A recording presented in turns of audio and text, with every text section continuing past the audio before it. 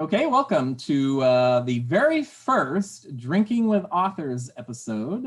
My name's Joshua Palmatier. I'm a fantasy writer with Daw Books, and today I'm here to chat with Gerald Brandt about his latest book, Threader Origins. Okay, and we're going to talk about writing, we're going to talk about what we're drinking tonight, and of course we're going to talk about the book. So I guess I will let Gerald introduce himself in a little more detail than that, and then we will talk about what we are drinking tonight. So go ahead, Gerald. All right, I'm Gerald Brandt. I'm a science fiction writer with Daw Books. My fourth novel from Daw came out in January. You saw the cover. And I'm currently writing the third in the same series. The second is already handed in, just needs a little bit more looking at by my lovely editor, Sheila. And then I go on to the next project. And what was your first series? Oh, the first series was the San Angeles series. It was The Courier, The Operative, and The Rebel. I have to try to remember that because it was my brain can only hold so much. And those came out, I guess, 2016, I guess the first one came out. 2016, 17, and 18, and then this one's come out in 21. So I read all of those first three and really enjoyed those. And thank you. Looking forward to Threader Origins. A, because, well, it's written by you, and B, because apparently it involves some kind of quantum mechanics and stuff. And I, of course, am a mathematician, so I'm quasi interested in that as well. I've actually bought 3 or 4 quantum physics books because I intend to actually start delving into it a little bit. I will say that I have started Threader Origins, but I'm only like, I don't know, 75 pages into it so far. So I can't say a whole lot about the Threader Origins just yet, but that's why you're here. Yeah. So you can talk about Threader Origins. If you're expecting hard science fiction with quantum theories and quantum strings, you're gonna be disappointed. It's not hard science fiction. I did buy many books on string theory and quantum physics and the whole thing, and after reading them and studying them, yeah, I kind of realized I'm not smart enough to understand it all. So I actually, I don't know where a copy is right now, but there's a book called The Dancing Woolly Masters, which was put out in the 70s or 80s, I guess. And it tries to tie together Asian religions and influences in with quantum physics and string theory. And I used that more than I used anything that was a hard science. So I actually have a friend who I was going through the book and highlighting sections. And he picked it up off my desk and flipped through it. And he said, "You've only highlighted all the emotional stuff, none of the science stuff." Yeah, that's about right. And that's about right for Daw too, honestly, because Daw likes the characters. That's right. Editors are a lot more interested in the character arcs and the characters in the stories than they are in much of anything else. But before we get too deep into this, though, let's start with what we're drinking tonight. So, all right, I have a. Can you see it? There it is. Yeah. A blood orange Boulevardier. It's a playoff Negroni. It's got 1 ounce of bourbon, 1 ounce of sweet vermouth, 1 ounce of Campari, 1 ounce of freshly squeezed blood orange, a blood orange slice, and then it's stirred with ice until it gets cold. And it's absolutely delicious. Stirred, not shaken. Stirred, yes. So you're not James Bond, in other words. Not for that. No, I have another drink in the queue, and that one's been shaken. Okay, well, if we get to that, then you can tell us all about that drink when we're there. I'm not drinking anything that complex. I just have some bourbon whiskey here. Well, at least we both have bourbon. Yes, straight up bourbon. Yep. So we'll see. Our last conversation on Zoom, I had way too much. So we'll see how far it goes tonight. All right. Okay, so hopefully everybody jotted down that recipe and are making their own drinks as we speak. Let's move on to a little bit more about threader origins. So I'm going to ask the age-old question that all writers hate. Where did the story come from? Where did the idea come from for origins? Yeah, my stories always start with a character. So I had my main character Darwin in my head first, and I kind of knew his background and his family life and things like that, but I didn't actually have a world to put him in, and so he was kind of sitting there. I guess he was sitting there before I even wrote The Courier, as something I wanted to do, and then I think in between The Courier and The Operative, I was reading the newspaper, and there was an article about some quantum string something going on. I don't know, some new findings. Like it was, this would have been back in 2015. So my memory of it isn't that great. Too many of these. But I can't remember exactly what the article was about. But as soon as I read it, this idea popped into my head of having a magic system based off of quantum strings. And I kind of put Darwin and this together, and I knew I wanted an alternate world, or a portal fantasy as they called it. And I started writing this fantasy novel. And I finished it, and I gave it to Sheila, and Sheila said, "It's not fantasy, it's science fiction." And then she bought it. So If you bought it, that's the important thing. That is the very important thing, yes.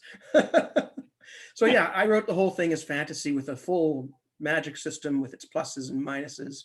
And she said, "No, it's science fiction." So I went back and I layered a little bit more science into it, but really didn't change the story at all.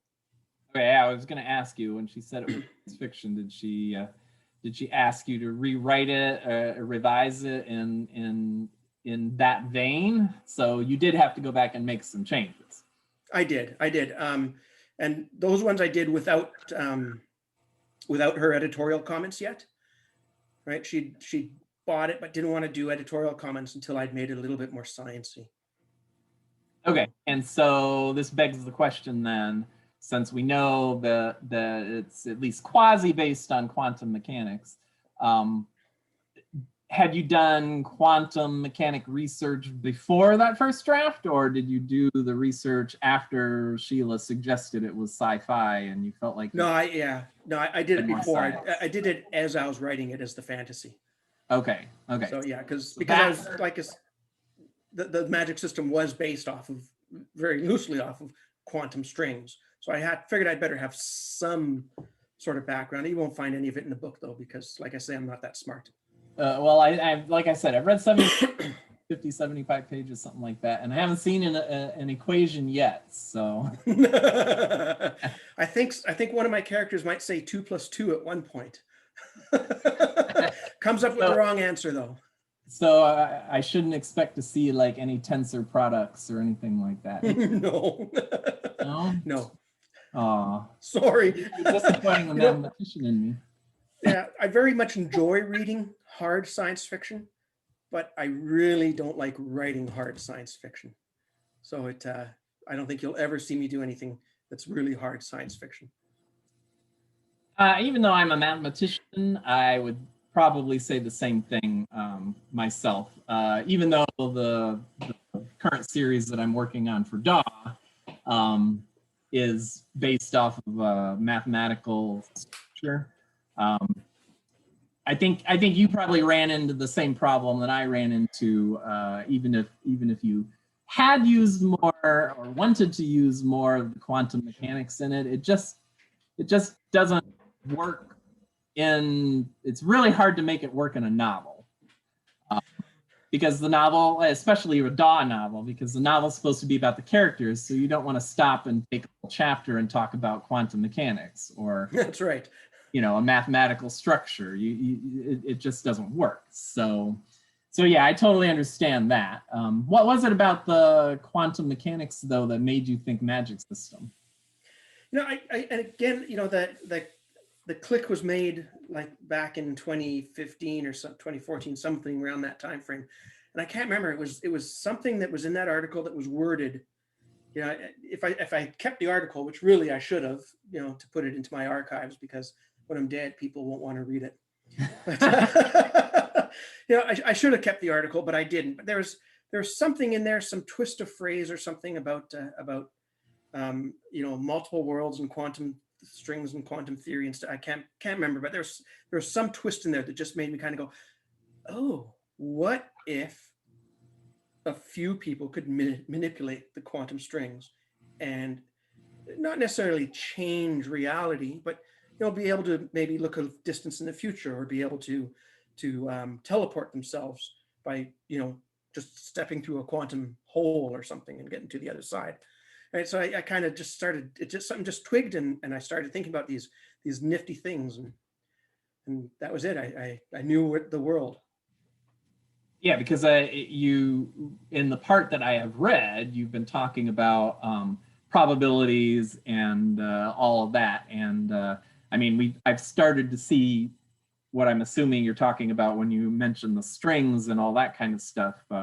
I guess you're not calling them strings in the novel, you're calling them threads, right? Correct. Yeah. Or origin as a title. So I'm starting to see a little bit of that. And so it sounds like what really kind of clicked with the quantum stuff in this article was the idea that there are different worlds. And like you said, you already had it in your head. You wanted this to be like a Portal fantasy. So the whole Portal, different worlds, all that kind of stuff is what clicked. Yep, exactly. Yeah. Okay, and that's cool. So I know you've mentioned this in social media a couple times. You know, the first book is out. You said that you're writing, you are writing book 3, but you're also still working on book 2. You mentioned on social media that it's the first time you've been able to really, while writing book 3, had the chance to make changes to like earlier books, like book 2 in this case. Yeah. So what's the advantage there? Well, yeah, and it's new for me because you know, it only happened on this Threader series. I guess Sheila bought Threader Origins in 2019, and of course it didn't come. And at that point, it was, as far as I was concerned, it was a complete book at that point, right? So it didn't come out till 2021. So there's a year in between where I started writing book 2. And because book 1 hadn't gone to print, or hadn't necessarily gone through its second round of editorial comments by Sheila, I got, you know, if you know, when you write a series or a trilogy, you lay out your rules in your first book and your world, and then you write your second book and you say, oh, you know, I really wish that I wouldn't have done that in first book, because here I could do this, and it would just add the level of complexity. So I had the opportunity to say, okay, well, I didn't do that in the first book. And I scribbled it out and rewrote it in the first book. So, you know, I got to be able to change my world, my base world in book 1 to match things that I wanted to do in book 2. And I also got to change some plot points so that I could there's things that I wanted to happen in book 1 that needed a little bit more or in book 2 that needed a bit more grounding in book 1. So when I wrote it in book 2, and I said, okay, well, where can I put this in? Where can I put in my little trail? So when they see this in book 2, they don't just kind of go, I never saw that coming. They'll actually, excuse me, actually look and say, oh yeah, I can see where that came from. So I got to do a lot of that. And I'm doing the same thing now, doing books 3 and book 2. So it's actually really cool. Because I didn't have that opportunity, of course, with the San Angeles series, because they came out fairly quickly, and some of my timelines on them were a bit short. So I wrote them without being able to change any backstory in the previous books, and having the opportunity to do that just creates I think it creates a richer world. It creates a more complex timeline and plot that ties the books together a little bit better. I think it works really well. I got lucky. Well, I'm looking at the same thing because my next book with Daw doesn't come out until August 2022. And right now I'm looking at having book 2 and book 3 finished this year. So I'll have the plan is anyway that I'll have the whole series written before the first book comes out. So I'm planning on doing what you suggested, and when I need to, going back to book one and saying, okay, let's scratch this and move this and that on this. And I've never been able to do that before with any of my previous series with Dawes. So I think you'll like it. And the nice thing is, because Dawes already bought the 3 books or the trilogy or the series or whatever, you know, it's not like we're doing all this work, not sure if we're going to sell it. We already know that we've sold these books, so we can actually go back and do it without thinking we might be wasting time on doing all our work, right? Yeah. Book 3 for the Quantum Empirica was actually supposed to be in before book 1 was available as well. The timeline was that all 3 books were in before book 1 came out, but this whole pandemic thing kind of took the wind out of my sails for a year. So the book 3 is currently a lot behind schedule. Still plenty of time for publication date, right? It's not coming out until January 2023. Yeah. Right. So I mean, I still got a ton of time on it. It's not like I'm delaying the production of the book at all. But so, but the pandemic hurt. Expecting book 2 in January 2021. No, January 2020, and then book 3 a year later. Okay. Yeah. Okay. And what's book 2 and book 3? Do you have titles? I do. Book 2 is called Threat or War, and book 3 is called Threat or God. Ooh. Yeah. I was gonna say, you went from origins to war immediately. It's like big. Darn tune. You know. Raise those stakes as fast as you can. Yeah, I mean, most trilogies I know of, Threat or War would be the last book. You know, book 1 would be leading up to, and then book 3 would be here, all out war. But no, you're going right for it in book 2. Yeah.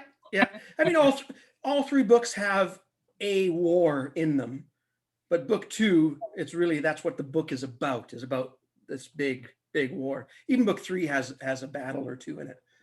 So. Well, yeah, I think most books have battles in them. Yeah. I'm currently trying to finish off book 2. I mean, I call it a battle, but it's really an escape.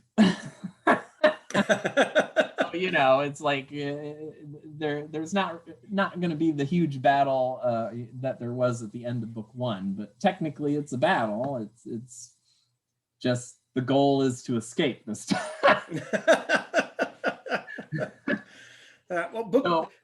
Without giving it away, book 1 ends on a battle. Book 2 ends in a battle, and book 3 ends in a battle. So yeah. Well, I mean, that's especially if you're thinking in terms of fantasy as opposed to science fiction. That's usually what happens in fantasy is the book leads up to some kind of battle. Yeah. For a loose connotation of battle, sometimes it has a different meaning. But anyway, let's get back to Threat or Origins. So usually there is something unique about the world in most like fantasy and science fiction things. It's the unique thing that draws people in. So would you say the unique thing is your threads here? And do you want to expand on that a little bit more? Yeah, I don't want to give away too many plot points, but yeah, I'd say there's two unique things, I guess. One is it's the world he goes to. Okay. Yeah, well, I think I can do this. Okay. It's a portal fantasy, so we know he jumps worlds. He jumps worlds, yeah.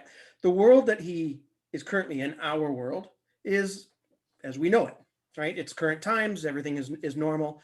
And him and his dad turn on the quantum machine that pulls him across to the worlds. When he's pulled across, he gets moved into a world where the exact same thing happened. The machine got turned on, but it happened 5 years previous. So he goes into a world at the exact same time and date, but they've already been in a world where this machine has been turned on for 5 years. So there's there's people who can see threads, there's people who can't see threads, and people who can't see threads hate the people that can. right? Or used to, and there's wars and there's destruction, and so I mean there's no cars, there's no massive sailing vessels, right? There's no oil moving from one country to another. There's no goods. Everything is very, very cliquish. You know, things have kind of gone down to you know, this is my town, and I really don't know too much more than this town, right? And you know, and they're scattered around. New Jersey plays a big part.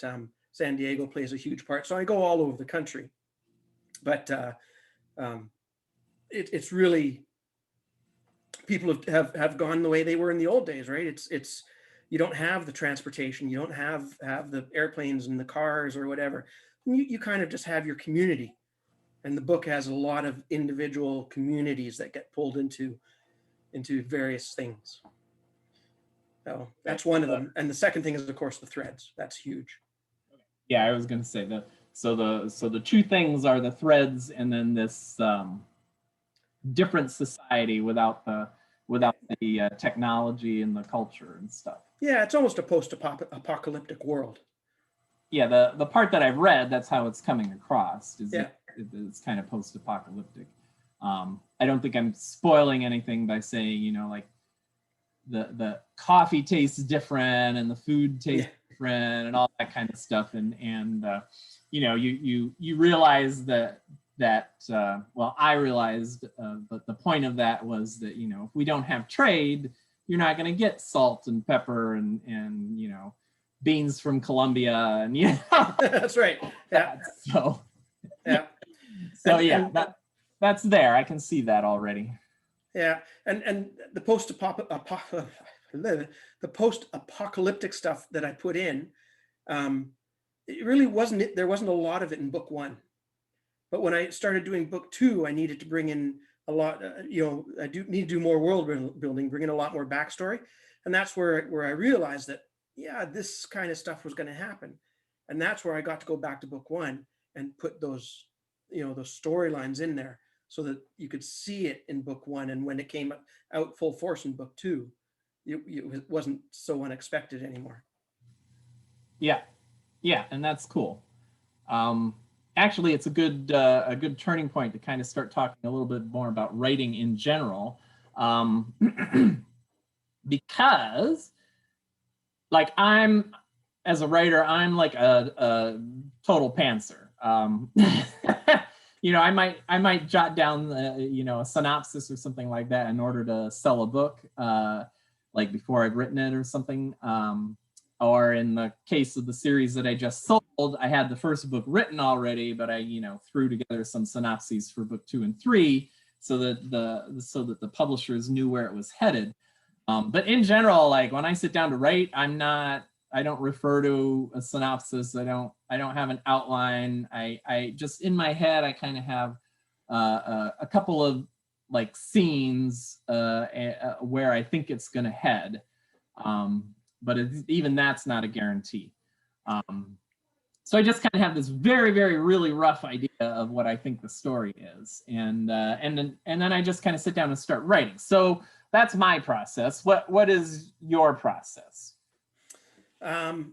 Before I start anything, I definitely have a character. I brought this up already.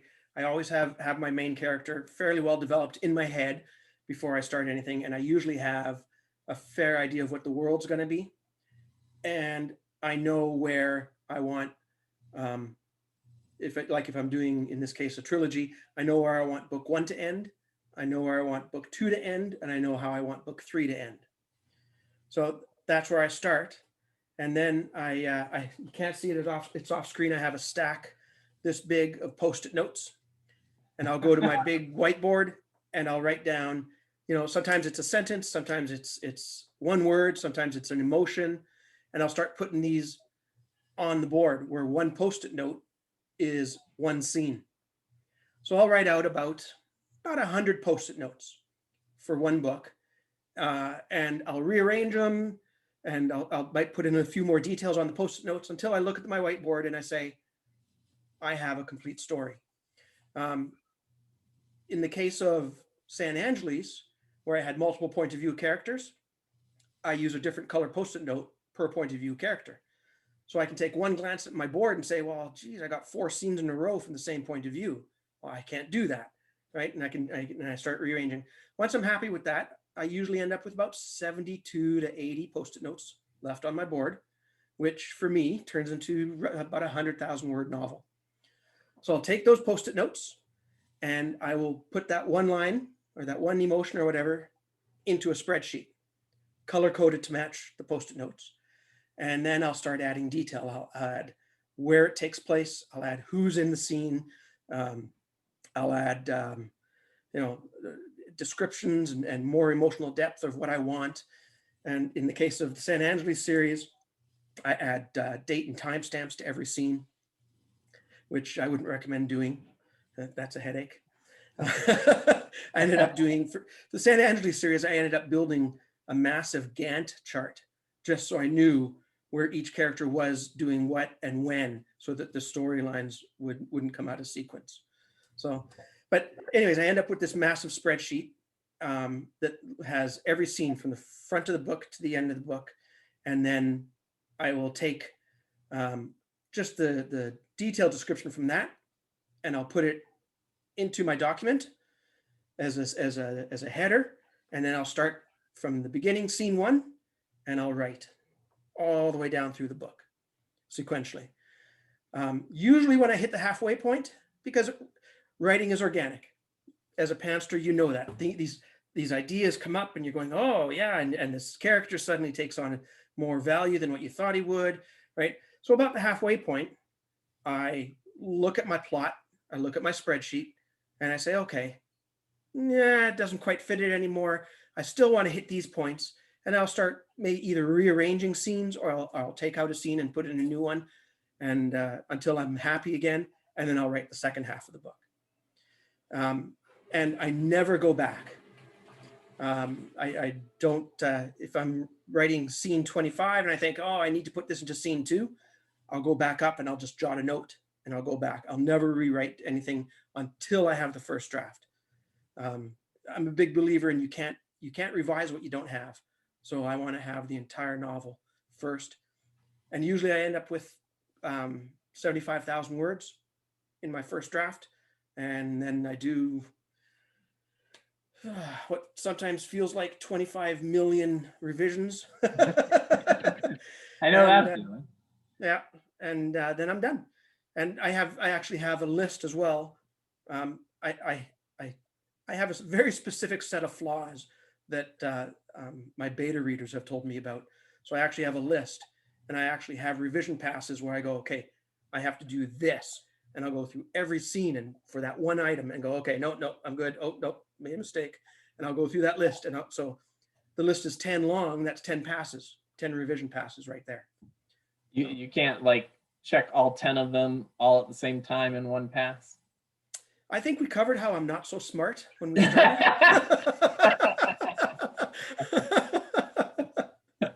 So the problem is that if I might be able to do 2 or 3 at once, but if I try to do all 10, I know I'm going to miss it, right? Yeah. Because I'm a computer programmer. I was trained as a computer programmer. I don't do it anymore. I do IT stuff, but it's, you laser focus on the one problem and you solve that one issue and then you go to the next. In this case, the one issue might cover the whole book.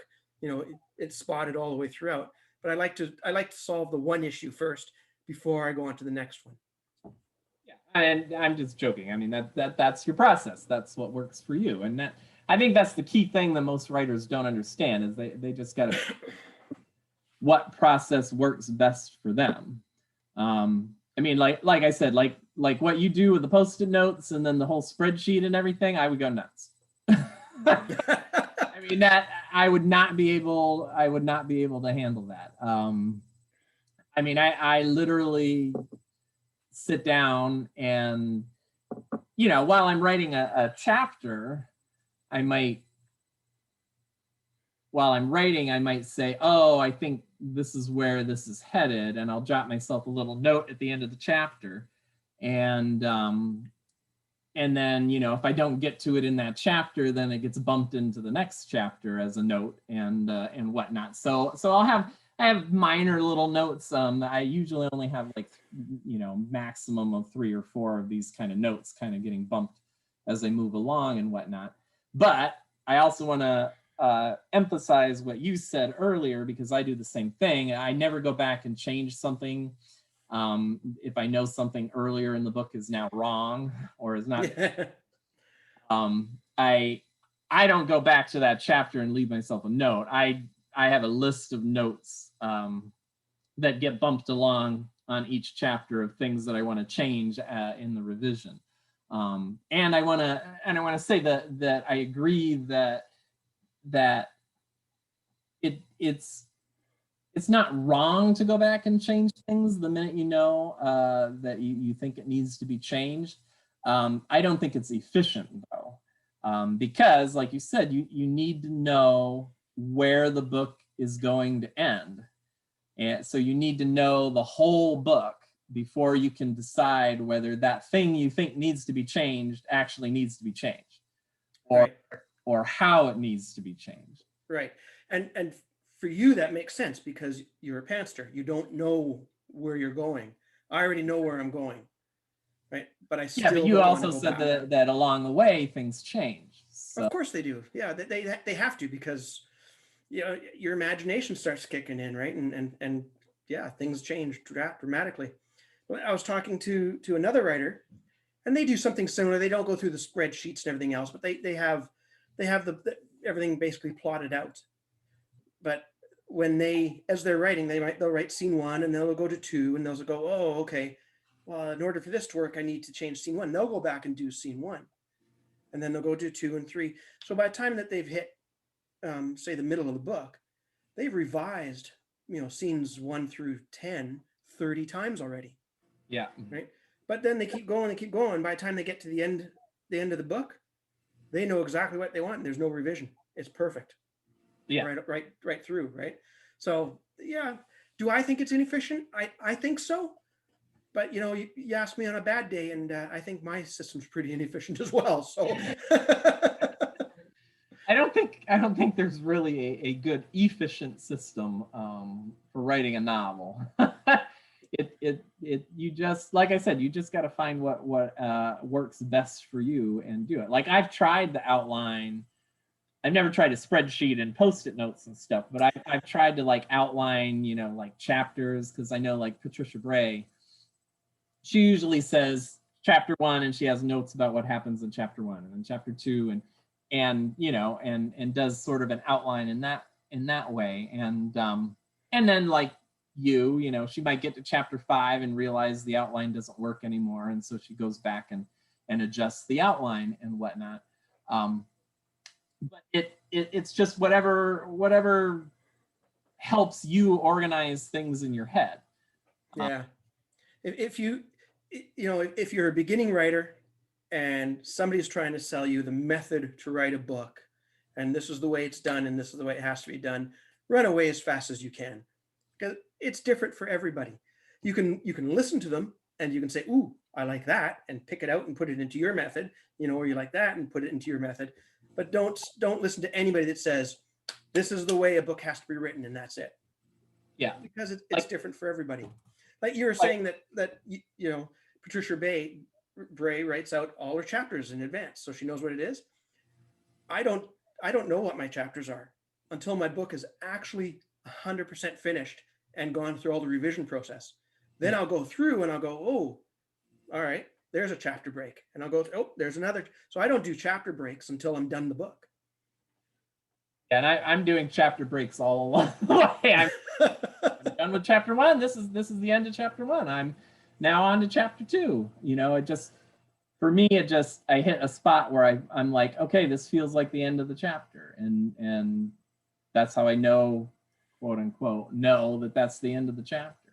And like I tried the outline. What happened was I wrote out the outline, and then when I sat down to write the book, I wasn't interested in the book anymore. It's like my imagination had already like played out the book, and so it was like all the creativity had drained out of it for me. And okay, I just learned that the outline doesn't work for me.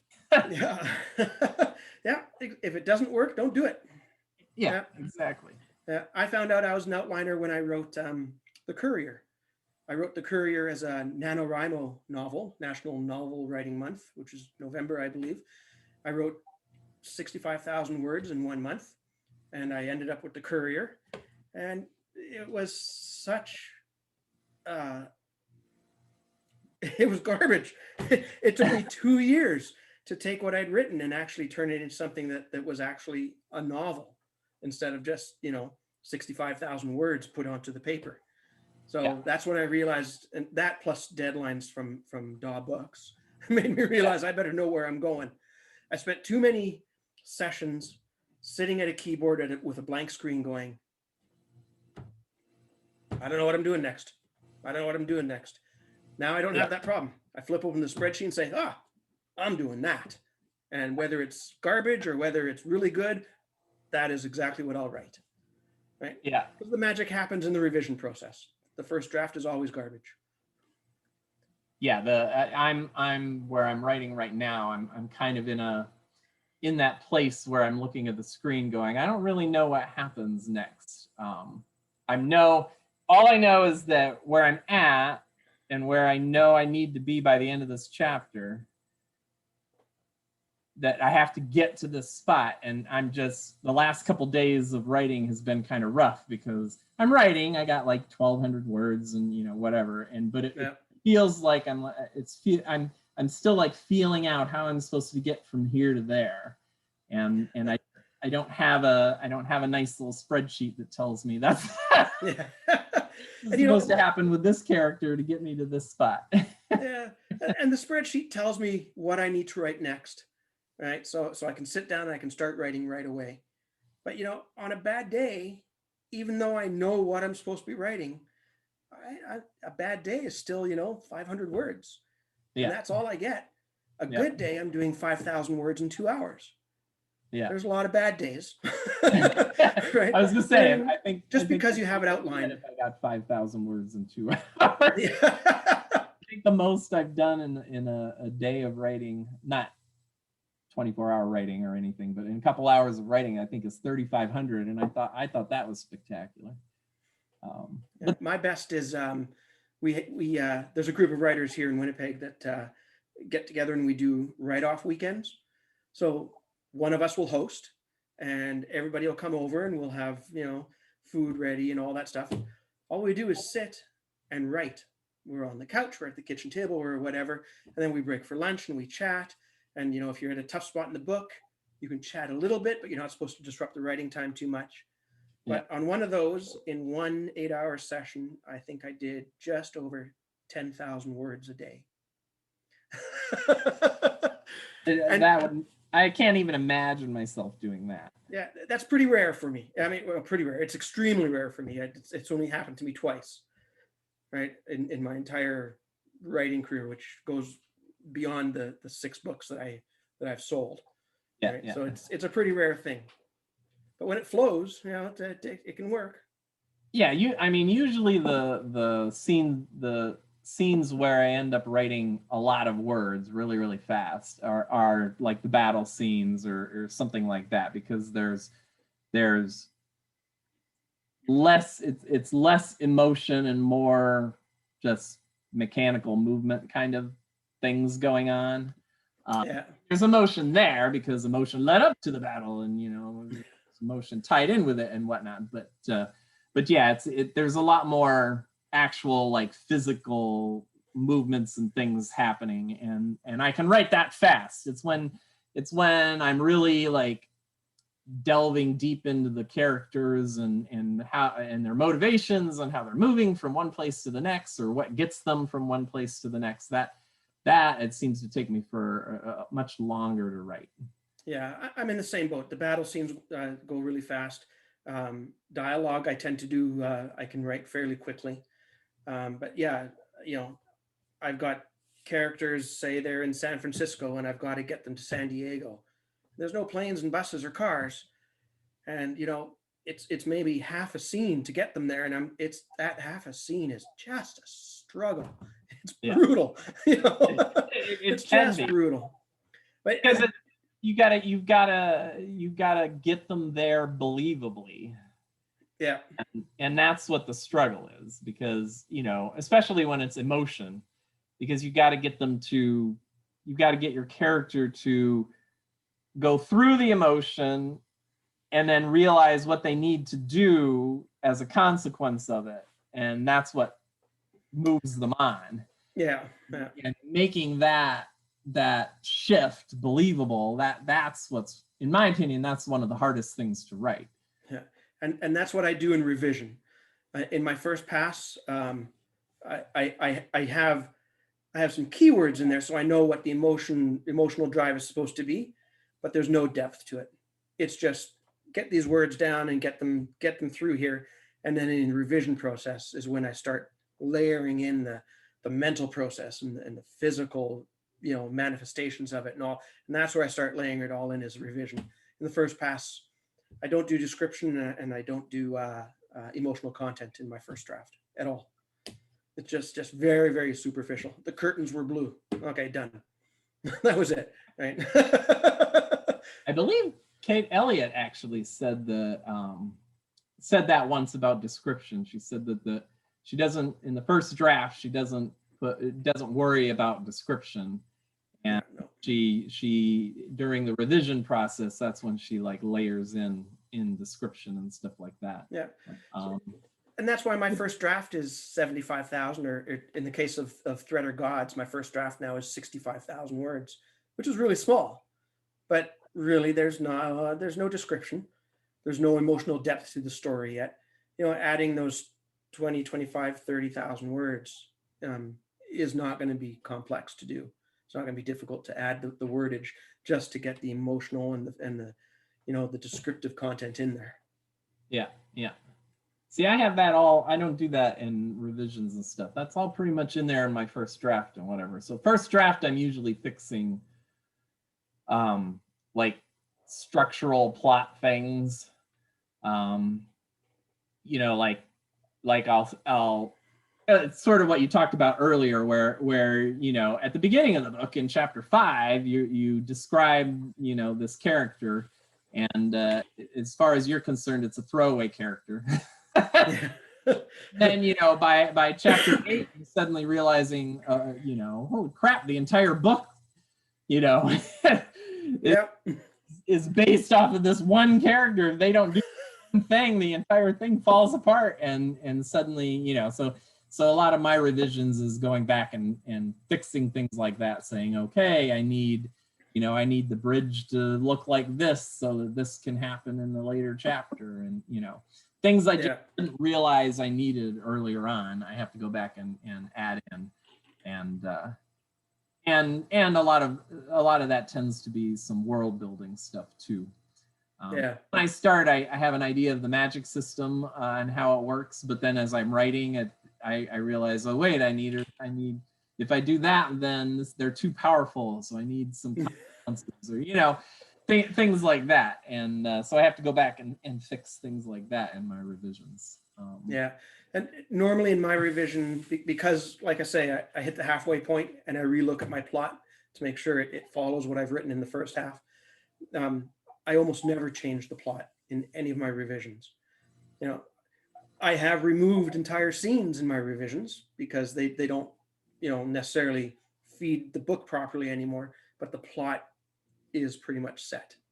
And to me, the plot is just, you know, A to B to C to D, and it's not the story, right? It's the story is the characters. So the plot is just the mechanics of how to get from the beginning of the book to the end of the book. So once that's down, then I've just got to make sure that you know, the drive and the reasons and the emotional impact is in there. Yeah, no, my plot evolves as I'm writing. Like I literally, the third book I wrote for Daw, I was writing, you know, the first 2 books were out, and I was like, okay, I got to get this third book. And I'm like trying to write it, and it was a horrible struggle, and I couldn't figure out why it was this horrible struggle. And eventually I realized that the plot that I had, where I thought it was going, was all wrong. And the minute I threw it out and just said, just write, everything worked. And it didn't feel wrong anymore. It didn't feel like I was, you know, fighting tooth and nail to get words on the page. It was, once I just let it go, that I think that was the moment, the real moment where I realized that, you know, I'm basically just a complete pantser. Yeah, I think you've just basically described writer's block in you know, fairly clearly. If you can't write, then chances are something is wrong in what you've written before, right? Either your plot is wrong, or the reasons your character's doing something is wrong. It's not writing because you haven't stopped writing because you can't write anymore. It's because your brain is saying, no, the stuff I'm supposed to write now is wrong because of what happened earlier. It's so you've got to throw away some stuff, and you've got to throw away the inhibitions and go back and find out the real reason, and then the words will start coming again. Yeah. I don't think I think writer's block is basically your brain realizing you've done something wrong and you need to correct it before you move forward. And that's never happened to you, right? Every second Tuesday.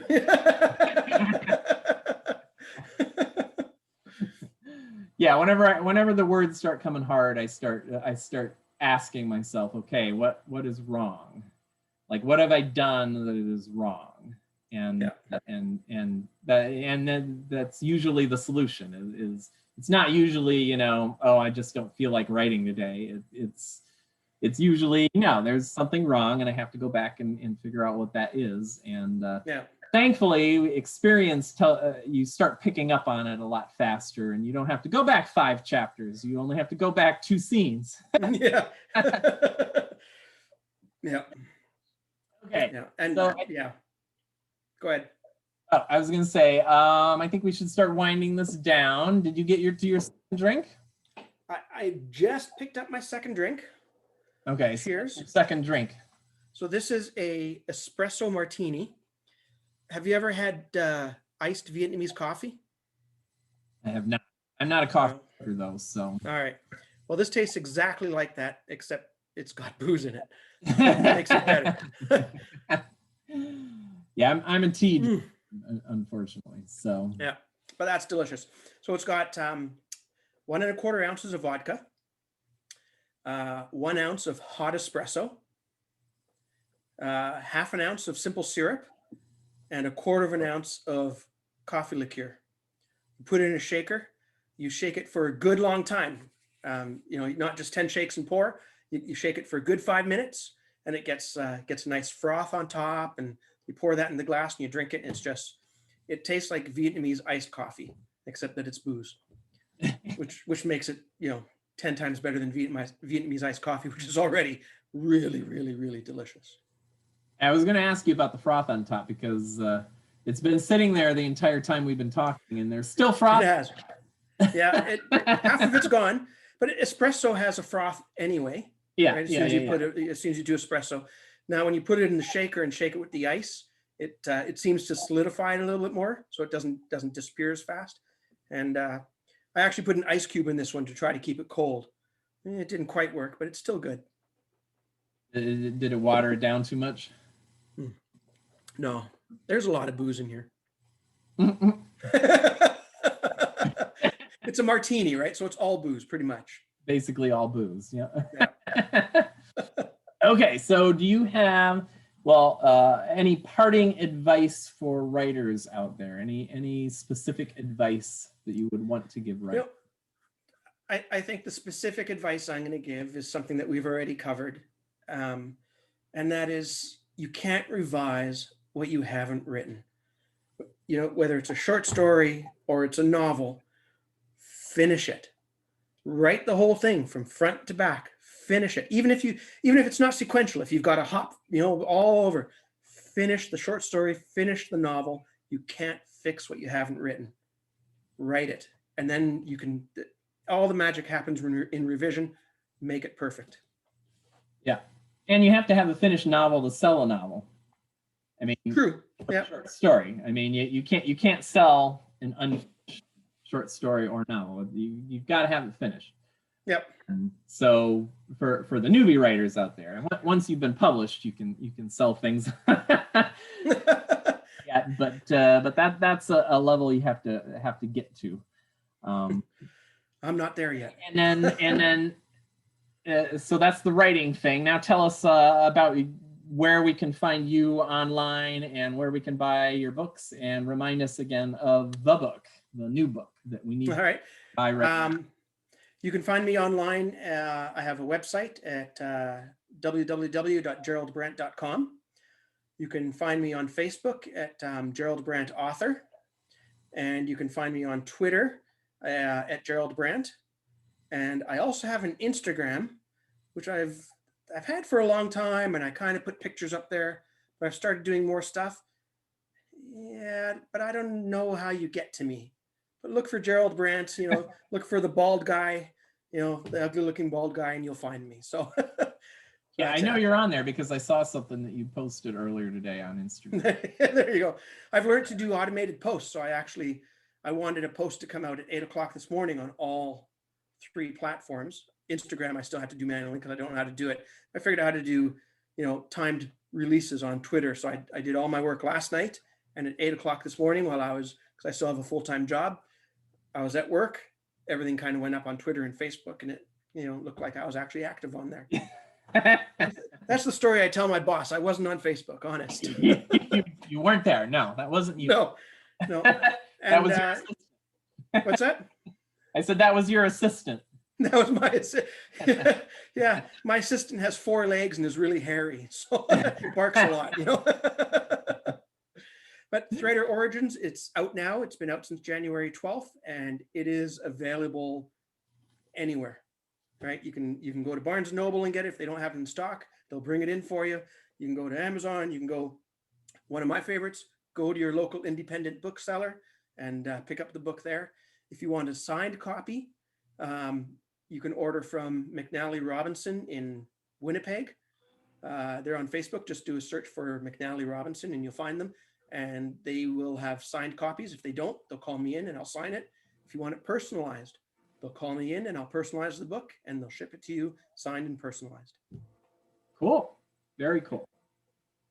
So thank you for chatting with me today and drinking with me today. I feel I've had more to drink than you have. I don't know. I finished my whiskey, so it's gone.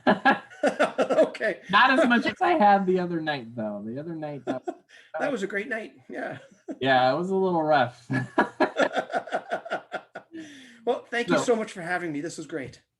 Had a great time. Yes, and thank you for coming. And we will have to do it again for anything that comes out that you have coming out. You have to let me know. So short stories and all that good stuff coming up. So hopefully everybody enjoyed it, and everybody run out and buy Threader Origins by Gerald Brandt. All right. Okay, catch everybody later.